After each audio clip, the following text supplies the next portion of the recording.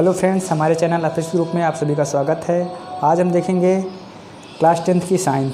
पहले हम देखेंगे फिजिक्स, फिर उसके बाद देखेंगे केमिस्ट्री और उसके बाद बायो। तो आज हम देखते हैं क्लास 10th का पहला चैप्टर, प्रकाश का परावर्तन एवं अपवर्तन। तो पहला है प्रकाश, दूसरा है प्रकाश का परावर्तन और तीसरा है गोली दर्पण व उससे संबंधित परिभाषाएं। चौथा है चिन्ह परपाटी का नियम और छठवां है दर्पण के सूत्र 1/f = 1/v + 1/u। और इसके बाद हम देखेंगे प्रकाश का अपवर्तन, स्नेल के नियम। ऐसे ही करके हम धीरे धीरे चैप्टर को ख़त्म करेंगे। तो आज हम देखते हैं प्रकाश। प्रकाश क्या है? प्रकाश आप जानते ही हैं, जिसके माध्यम से हम किसी वस्तु को या किसी ऑब्जेक्ट को देख पाते हैं वो प्रकाश होता है। लेकिन हम और भी परिभाषा इसकी देखेंगे। वह विकिरण जो हमारी आंखों को संवेदित करता है प्रकाश कहते हैं। प्रकाश क्या है? प्रकाश एक प्रकार की ऊर्जा है जो विद्युत चुंबकीय तरंग के रूप में चलती है। इसका तरंग दैर्घ्य मान 3900 से 7800 एंगस्ट्रॉम होता है और 1 एंगस्ट्रॉम बराबर होता है 10⁻⁻10 मीटर। प्रकाश के लिए किसी माध्यम की आवश्यकता नहीं होती है। प्रकाश निर्वात में गमन करता है, इसलिए प्रकाश की चाल निर्वात में 3 × 10⁸ मीटर प्रति सेकंड होती है। अब हम देखेंगे प्रकाश का परावर्तन, रिफ्लेक्शन ऑफ लाइट। तो हम देखते हैं प्रकाश का परावर्तन। जब प्रकाश किसी पॉलिशदार व चिकने तल पर गिरता है तो उसका अधिकांश भाग वापस लौट जाता है।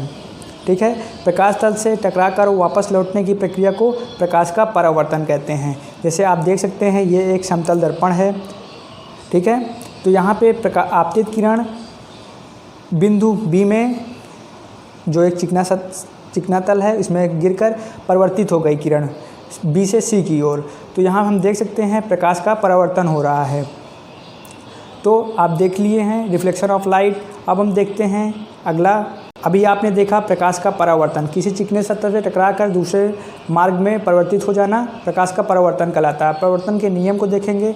परावर्तन के 2 नियम हैं। पहला, आपतित किरण, आपतन बिंदु, अभिलंब तथा परावर्तित किरण तीनों एक ही तल पर होते हैं। और दूसरा है आपतन कोण।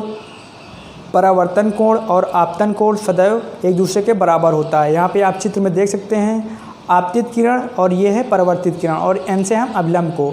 आपतित किरण है AB और परावर्तित किरण है BC। यहाँ पे आप देख सकते हैं आपतन कोण और परावर्तन कोण, जैसे यहाँ पे बताया गया है परावर्तन कोण और आपतन कोण का मान सदैव बराबर होता है। तो यहाँ पे जो ABN है ये आपतन कोण है और जो है CBN है ये परावर्तन कोण है। देख सकते हैं ये आपतन कोण और परावर्तन कोण आपस में बराबर हैं। और पहला नियम जो था, आपतित किरण, आपतन बिंदु, अभिलंब तथा परावर्तित किरण तीनों एक ही तल पर होते हैं। तो यहाँ आप देख सकते हैं अभिलंब, आपतित किरण और परावर्तित किरण तीनों एक ही तल पर हैं। तो जिससे आपको समझ में आया कि परावर्तन के नियम आप चित्र से आसानी से याद कर सकते हैं, रटना आपको नहीं है। दूसरा देखते हैं प्रतिबिंब। प्रतिबिंब क्या है? जब हम दर्पण के सामने किसी वस्तु को रखते हैं तो दर्पण में उसका या उस वस्तु का आकृति बन जाती है, तो उसे हम वस्तु का प्रतिबिंब कहते हैं। ठीक है, अब हम इसके दूसरे रूप में भी इसकी परिभाषा देखेंगे, जिसे आप नोट डाउन कर सकते हैं। जो कि परिभाषा है आप नोट करेंगे। यदि प्रकाश की किरण वस्तु के किसी बिंदु से चलकर परावर्तन के पश्चात किसी बिंदु पर जाकर मिलती है अथवा किसी दूसरे बिंदु पर आती हुई प्रतीत होती है तो इस दूसरे बिंदु पर पहले बिंदु का प्रतिबिंब कहते हैं। ये प्रतिबिंब की परिभाषा आपने देख लिया है, तो इसे आप नोट कर लेंगे। फिर मैं एक बार बोलता हूँ, यदि प्रकाश की किरण वस्तु के किसी बिंदु से चलकर परावर्तन के पश्चात किसी दूसरे बिंदु पर जाकर मिलती है अथवा किसी दूसरे बिंदु से आती हुई प्रतीत होती है तो इस दूसरे बिंदु को पहले बिंदु का प्रतिबिंब कहते हैं। तो आपने देखा।